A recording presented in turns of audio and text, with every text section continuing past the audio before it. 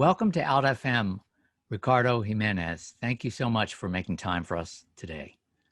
Thank you for inviting me. It's always a pleasure to join you. Okay, well, I'd like to go chronologically and start with your childhood and tell the listeners what events happened as a teen that started opening your eyes to the fact that the country you had been born in, although you were raised in the United States, but you were born on the island, that country had been colonized by the United States, and therefore that there was a movement demanding independence. How did you become aware of that, and what were kind of the first things you did once you learned about that colonial status? Well, it started when I was in high school, and there was a program that's being developed in the United States called SIDA, and they wanted to put a branch in our high school. And they presented something that I never knew what was called El Grito de Lares, which is the cry of Lares. And Lares is a town in Puerto Rico. And in this, it depicted how the people were organized in order to fight against Spain for their independence. And then they also mentioned other places that were doing the same thing. In Mexico, Grito de Dolores. In Cuba, Grito de Yara. And so just for those listeners who don't know, the Grito de Lares was in 1868, right? Yes, it was movements against the colonial possessions of Spain, which was the world power in that moment, historical moment. And so ours was in September 23rd, 1868. And so this was the first time that I hear about Puerto Rican history, and that this was what motivated me then to understand and look deeper into. And one of the things was that we have somebody there was a Puerto Rican high school. The place is mostly Puerto Rican students. So therefore we started to initiate to get Puerto Rican studies. We won. Then a professor came in to teach our first class of Puerto Rican history. And that's when I found out that we have a glorious history of famous men, women, and other significant achievements, and that I never knew about. And that I learned then later on that Puerto Rico was colonialized by the United States in 1898, January 25th, 1898. And therefore that we were under colonial possession of the United States, and that's why our development was halted, and us as a nation have been been able to achieve that independence because they have continued the colonial status of Puerto Rico by the United States. Okay, now one of the first projects that you were active in was there was a group in the early 70s in your neighborhood of Chicago that was creating a brand new alternative community-based high school, and the people leading that effort were active in the movement for independence of Puerto Rico. So how old were you when you got involved in that effort, and what was your role in that? Within the context that we were also fighting for better education, we also found we needed a new school. And also in order to deal with the students, we found that there was such a huge dropout rate. 73.2% of Puerto Ricans would drop out of high school, and therefore that's why this alternative high school was developed in order to make sure that they would continue education, even though they had circumstances. And I was one of the students. I was a student already in high school. I was a sophomore at that particular moment. And then that's when I got involved in order to see that, that this school comes about and maybe be a possible candidate to go to it. So I participated with other people who developed the school, who were the pioneers like Oscar Lopez Rivera or Carmen Valentin, and a lot of my co-defendants who were part of Jose Lopez also, who were part of this, that they initiated to develop an alternative high school to meet the needs of those who are being dropped out. And it's the first one of the first alternative high schools, but also one that has continued to this day, and it exists 48 years old, and it's called Dr. Pedro Alviso Campos High School here in Chicago. And incidentally, that is a public high school, not a charter school. And just for those, in case anyone got confused by your reference to co-defendants, of course, that status of being your co-defendant happened years after you left that high school. So we'll get back to that in a few minutes. That's an important part of why we're interviewing you, because of the incredible commitment you showed by being involved in a movement that led to your incarceration for many, many years. But keeping with the chronological order, let's talk about your experience or awareness of your attraction to men, and when that first started, and whether in these years of your youth, long before you went to prison, you had any romantic or sexual relationships, or whether it was more just kind of in your head and your heart about desiring men. I mean, we have to put into perspective that the attraction to men, and of course, me accepting my homosexuality and how homosexuality was viewed in that particular moment, you know, and how, of course, being raised in a very machismo family, and of course, even the movement was very, very machismo. The whole thing of being gay was not an acceptable way of living, you know, and this was not an acceptable choice. So therefore, I definitely was in the closet for many, many years. My attraction was not an illusion; it was a reality, you know, because I did have a girlfriend, and I also would go out with guys later on in my life, and while still having a girlfriend. So, you know, and that was the whole thing, and then bisexual and stuff like that, you know, and that's, I think it's a process that we go to have that acceptance. But mine was not an illusion. I actually had, you know, sexual relationship with men when I was young, you know, in very, very young age, by the way. So, and that person, by the way, you know, is one of the persons that later on that, you know, made me, that I've never gone to see again, because, you know, one of the crises the gays helped spin through was HIV/AIDS, you know, and unfortunately that beautiful person died of HIV. And it's one of the things I always remember him in the work that I do also. I'm so sorry to hear that. Well, so you made reference to the hostile attitudes, not only in your family and in your community, but in the movement for independence, which in your case you experienced in Chicago. So what do you remember at that time as a teenager and in your 20s about those attitudes by people who consider themselves progressive or even radical on all kinds of issues, not only on Puerto Rico itself, but on the issue of Black people in the U.S. and the abuses of capitalism? And we could make a long list, but yet not on that list was the rights of LGBTQ people to humanity and to human rights. So how did you experience those attitudes and that behavior at that age? Like I said, I think, you know, just being, you know, raised in a very traditional Puerto Rican family environment, you know, tends right there to, you know, tends to the belief that, you know, being gay is not acceptable.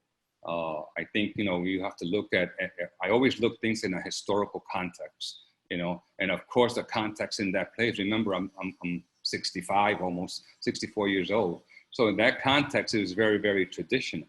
You know, the whole family life. Family life was a man and a woman and children, and that's it. You don't see no other options. And I don't think that the world anywhere else, you know, has and had any options for any of the gay community. If we look at it in the religious perspective, all religions, most of them have all condemned, you know, the whole situation of the LGBT community. So it's a worldwide thing. Is it much stronger in Latinos? Of course it is. And people of color, of course it is. And I had to deal with, you know, hearing this, all these little mariconcito, you know, this little faggot, you know, all these little things that they would say about gay people. And that made me become even deeper into the closet because I didn't want them to know, especially when I decided also to become such a political person. And political person, of course, you can't have this taboo that you're a gay man. And how can you even be a leadership of anything, you know, when you're not even a man? So, you know, when we define manhood, you know, we see this paternalistic attitude that's very, very prominent, of course, worldwide, but, you know, very much more enforced in Latinos. And of course, that drove me even more to be unaccepting of myself and that to try to have a girlfriend, have a family, regular family. And that's why we see people who today that are married and have relationships, you know, and they still have sex with men on the side. So, you know, it's something that today, for me, that is one of the biggest things that I really believe is the next chapter of my life. It is the complete human rights for the LGBT community. And again, you're listening to Out FM on WBAI 99.5 FM and WBAI.org on the web. And we're speaking with Ricardo Jimenez, a longtime fighter for Puerto Rican independence who ended up having to be subjected to 19 years in prison for his commitment to the freedom of his people. I'm Bob Lederer, and we're now going to turn to the period in his life which actually led to those 19 years, which is the period when he went underground and joined the independence organization known as the Fuerzas Armadas de Liberación Nacional, or FALN. And that was an armed clandestine movement that was fighting for the independence of Puerto Rico, but in the US itself, actually, as opposed to on the island. It was present in the United States. And so let's talk about, you at this time were an above ground, or had been an above ground activist working for independence and doing activities at the university you were at. But then you made a decision, along with a lot of other people in this period, which was the late 70s, to join the underground, to join the FALN. Tell us about the factors in your life and in your political development that led you to make that really tough decision to give up the privileges of being above ground and being quote unquote legal as defined by the US government, and join this organization that was engaged in armed clandestine resistance. I always have to put things historically. You know, it says when I first was introduced about the situation of Puerto Rico, the colonial status, and therefore looking deeper into it and looking at it in an international level is where we all found that, you know, colonialism is a crime against humanity. And you have the right to seek its freedom, the country's freedom, in any way you seek necessary, including armed struggle. And therefore, the legitimacy of us doing armed struggle was justified on an international level. Not only that, when you looked around the world that time in the 60s and 70s, you had the Black Panther Party, you had the Black Liberation Army, you had the Civil Rights Movement, you had in Latin America national liberation struggles all over the place. And then you had apartheid, the situation of apartheid. So definitely we know that the historical time at that moment was that we might have been able to use armed struggle in order to achieve our independence and get away from the colonial chains of the United States. So definitely, I think, you know, with that in view and seeing how the world was at that particular moment in time, I saw it feasible, and I saw that that vision was maybe possible to participate in the highest expression in the struggle against colonialism, which is the armed struggle. So I definitely, that was the road that influenced me to take this decision. And on a personal level, how did you grapple with the very difficult dynamics of leaving your above ground life and going underground with all of the dangers that entailed for your safety and your future, as to whether you'd be able to live in freedom or be captured, as you eventually were, along with your comrades, and have to suffer years in prison? One of the things that people that have studied Puerto Rican history would know that the repression of the United States always has been there. Since the invasion of Puerto Rico in 1890, we look at all the way in the 36 when Pedro Luis Campos, Nationalist Party were incarcerated, the Lolita Lebron, the revolution of Jayuya. So we see all these elements where FBI and of course repression was there. So one of the things factor is that when you dedicate your life and you decided to give your life all to the Puerto Rican independence movement for its independence, the options are you're eventually going to be, either you're going to be in prison for the rest of your life, or you might get killed, because that has been the history of repression in Puerto Rico. So I definitely knew those things existed. So I knew that one day if I ever will be caught, that those are the two options that I have. So mentally, I was very, very well prepared for any consequence that would have happened based on the history and the repression of Puerto Rico.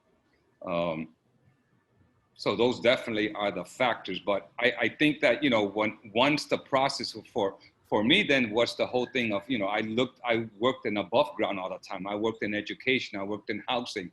We got a new school, so I was very well known, But so one of the things that we had to do is how we minimize my contact, because of course then this could be a failure to the structural clandestine movement. So when I went to the university, I stayed at the university, and eventually simultaneously while I was in the university, I came away from the public work completely, where I was completely forgotten and integrated myself completely in the clandestine movement that I eventually was incarcerated for. Now I'd like to ask you about your personal relationship with your comrades underground, and specifically around being a gay man. Tell us if you were with a whole group of people. So were you openly gay to any of them? And either way, whether you were or you weren't, what would you say were their attitudes about homosexuality in general, and if you were out to them about your being a gay man? I definitely was not out at all, not out to my comrades, not out to the movement, not out to my family, not out to my friends. I was a complete closeted Puerto Rican man that never lived his life to what it really was, because that is due, of course, for many of you who might not know, but machismo is a very dominant influence in the lives of Puerto Ricans. Now, you also have to take into account, many of you that might be young, is that I'm 64 years old. So therefore, born in the 50s, I grew up with traditional family values, and definitely homosexuality was not one of them. It was not revered, this was not looked at, but it was made fun of. It was downgraded, and any Puerto Rican and most Latino who are gay are not looked at as men because they're gay. So therefore, I definitely kept it privately. I kept it private to my comrades, my family, my friends. I kept it private during the prison time. I never came out during the prison time neither, because of all the repression that it goes on in prison, but more so that I would tarnish the Puerto Rican independence movement by revealing that I'm a gay Puerto Rican man. So it is very hard now, and we had a very close relationship, because we all the way to this day, I love my comrades. And I would have to say that in that particular moment of life, when I was young and participant of the FAON, I would have to say that what dominated in the Puerto Rican independence movement culture was traditional, heterosexual, male-dominated relationships. That it's inclusive also in the Puerto Rican independence movement. There might have been exceptions, I agree, but in general, it's still very, male-dominant machismo. And so I was very aware of that, and I know that that would have tarnished our movement and the way they would have looked at it at that particular moment at time in history. And if I were to have done it in prison also, because they were there and they know how gay people are treated in prison. So I definitely never had I told them until when I came out of prison, and then maybe 3 or 4 or 5 years later, I related to them with open arms people that I know that were very homophobic before, were very openly armed and accepting of who I am, and that I am a gay Puerto Rican man, and much love has come from each and every one of them. And not only that, that the Puerto Rican independence movement, because I am a gay man and I'm supposed to be a national hero and opponent of, they were able to then dialogue with the whole thing of LGBT, and we dialogue about the whole LGBT thing, that, that one of the parts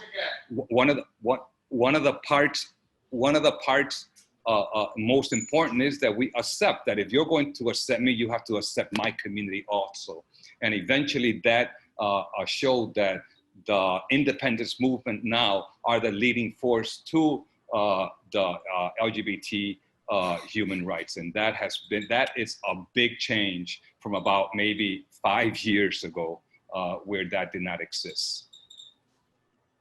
Okay, so let's go back to this period of the late 70s when you were involved in the FALN, and talk a little about your daily life. I think people who've never known anyone who is underground might wonder, how did your daily life differ from when you were above ground? I would have to say that no marches, no demonstrations, no kind of work in the community. No, I mean, there was a point completely where, I just divorced myself completely from the Puerto Rican community here in Chicago. And I dedicated my life just to going to school, supposedly going to school. But at the same time, I needed a little option of a little bit of struggle. So during that time, I became one of the leaders of the Latin American Student Organization, which was very right-wing dominated by right-wing Cubans.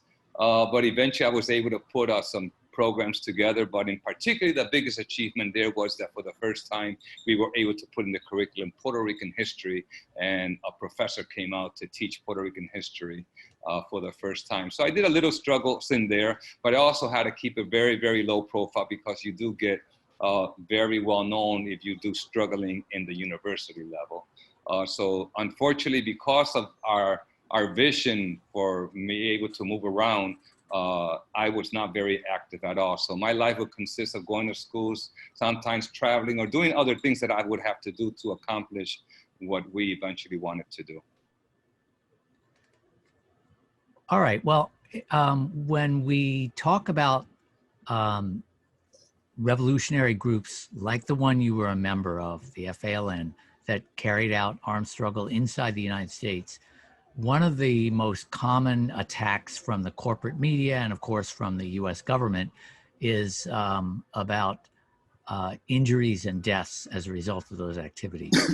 Now, 5 days after President Clinton granted 14 of you clemency after in most of your cases, and in your case, 19 years in prison, and 12 of you accepted that offer of clemency. 5 days later, you appeared as a guest on the nationally known news program called Meet the Press on NBC.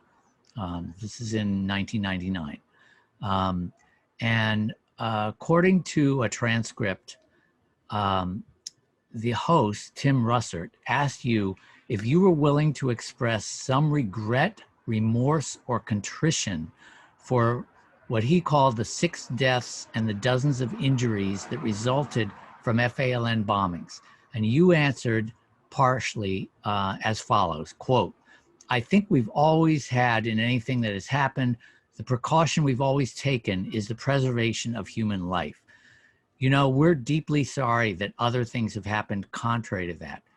Just as it happened, the repression that has happened in Puerto Rico throughout the years, the bombings that have happened in Puerto Rico, the assassinations that have happened in Puerto Rico by an agency that is now discredited completely."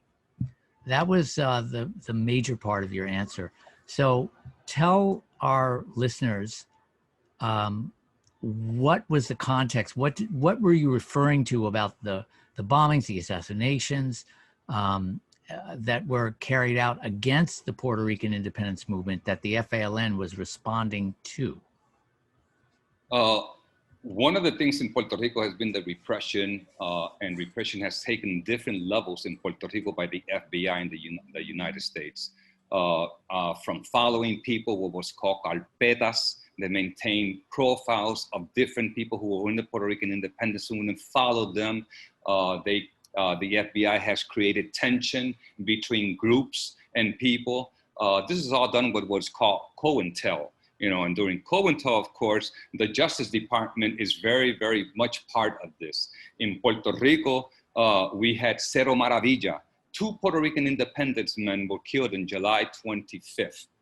And that's 1978. Yes, in 1978. And before the assassinations were known throughout the island, the governor of Puerto Rico, Homero Barceló, announced the assassinations. Eventually, they said that these were all set up by the Justice Department, the police of Puerto Rico. They knew about it, and of course, eventually it was covered up by the FBI and the Justice Department of Puerto Rico, because it actually was a setup made by them. We also have the right wings in Puerto Rico, particularly the Cuban right wings, organized, of course, by the FBI, has put, at one time on the day of the Educator of the Americas, Eugenio Maria de Hostos, on January 11, a bomb where people were killed. So I think, there's a history of United States repression in Puerto Rico against the independence movement that no other movement have ever seen in Puerto Rico. The statehood movement is never repressed. The colonial status party of Puerto Rico is never repressed. But the independence movement is definitely repressed because they know that they want to maintain control and see that the option for independence is not there. But those are the agencies that today still are responsible for what goes on in Puerto Rico. And if people think that Puerto Rico is there for the benefit of the Puerto Ricans, we could definitely see that that's not the fact when we look what just has happened the last couple of years with the earthquakes and also Hurricane Maria in Puerto Rico. Right. Okay, so what you said on that program more than 20 years ago was that the FALN always took the precaution to preserve human life, and we're deeply sorry that other things have happened contrary to that, but you put it in the context of the U.S. government repression. If you were asked that question, or I guess I'm asking that question today, 20 years later, would you answer it in the same way? And have you had any changes in your philosophy as you look back 20 years down the road about the decisions that you and your comrades made in the 1970s to carry out a program of armed struggle inside the United States? When we are asked these questions, and anybody that's asked a question, it must be done in a historical context. Do we see that the conditions, the objective, subjective conditions were there for us to say yes, that we should then have an armed struggle? As I had said previously, if we look at the world politics, national liberation struggles, of the apartheid, the whole thing of civil rights, the whole thing of Latin America, of the dictatorships all fighting for freedom, we see that we had a different world at that time. And so therefore the dictates, and we knowing that colonialism is a crime against humanity, I think we made the right decision to do it at that historical time. Did it bounce back up to say that we got our independence? No, but during that context also that we did, we were able to do certain little things, certain things to let the world know about our colonial status and also the existence at that particular moment in history of the nationalist prisoners that have been lavished in prisons for over 20 years. And I'm sorry, can you take a minute and tell our listeners who the nationalist prisoners were as far as why they were doing time in federal prison in the first place? What was their quote unquote crime? Well, there was 5 of them, and the biggest event of that time in the 1950s would have to have been the attack on Congress that was led by Lolita Lebron. participated Rafael Cancel and three more people, Rafael Cancela, Ildings, and Irving. They all participated and they went and shot the Congress because they had been, because the colonial, international list of colonial possessions, Puerto Rico was taken off by the United States by saying that taken off by the United Nations, by the United at the States, insistence of the United I think it was States. the League of Nations at that time, if I'm not mistaken, or something, because the United Nations, it was taken off because United States offered what so-called is in English the Commonwealth, and in Spanish, Estado Libre Asociado, which a country can never be a state, associate, and free at the same. It's a contradiction of terminology, but it was fed to the Puerto Rican people, and that was what they went in there to protest and tell the world that Puerto Rico is still a colony. They have been there for already almost 20 years. When the movement of the armed movement happened in Puerto Rico, again, surges again. And I think one of the things that brought up was the attention when the world said that there was an armed movement in the United States proclaiming the freedom of the 5 nationalists, because there was one more left, which was Oscar Collazo, who tried to assassinate Truman in 1950 November in an attempt, and he was shot but survived and was given life in prison. He had the death penalty, but it was switched eventually and it became life in prison. And so those things came out to light. And then therefore, when people talk about human rights and talk about political prisoners, United States was confronted on the international level. You can't talk about political prisoners when you have political prisoners in your own home, in your own country. So I think it did give that credence that it existed. We also had the situation of Vieques. Vieques is one of the islands of Puerto Rico. It's Puerto Rico, Mona, Vieques, Culebra, and Vieques was used by the United States since the late 1940s as a military base. It was taken over by the United States. Eventually, it started taking more and more in land, and they had their practices there. They had all military practices all around the island. Eventually, what happens, they concentrated the people in the middle of the island, where they took all the perimeter of Vieques and had these international games that eventually the people lived by marine life and and animal and farming, that eventually that all was ruined because of all the contamination and radiation that exists, where eventually kids were infected with different kind of organs. The rate of cancer was huge, incredible, and there was no more marine life, and a lot of the agricultural life was eliminated. So, and that also put light to the world that this was also happening. So there are features that I think that it definitely did its job, and that we were able to be victorious in bringing the nationalists home and getting the United States military out of Vieques. And let me just add a fact for our listeners that at the point that President Jimmy Carter was forced by a massive, both the public movement and, as Ricardo has said, the underground movement, working in a complementary way to different forms of pressure that succeeded in forcing him to grant amnesty, to grant clemency to those 5 nationalists. That was in 1979. Yes. And that was really just 5 years after the FALN began its campaign of armed struggle inside the United States. So it was a campaign that that the above ground pieces of that campaign, which included demonstrations and civil disobedience and letter writing and media work, those parts of it were very similar to the campaign that led to your release almost 20 years later. But at that point, there was no longer an armed underground. But nonetheless, the armed underground, I think what I hear you saying is it accelerated that timetable to force the president to grant the release of those 5 nationalist political prisoners. Yeah, it particularly gave an international view, because these actions were not just publicized here in the United States, but all around Latin America and other parts of the world, because this was one of the features at this particular moment in history, was armed struggle. Anywhere in the most out of the continents where there were different kind of struggles for humanity. I mean, we still have them now, but there were more so because there were more dictatorships in Latin America. And so all those things were coming to contradiction.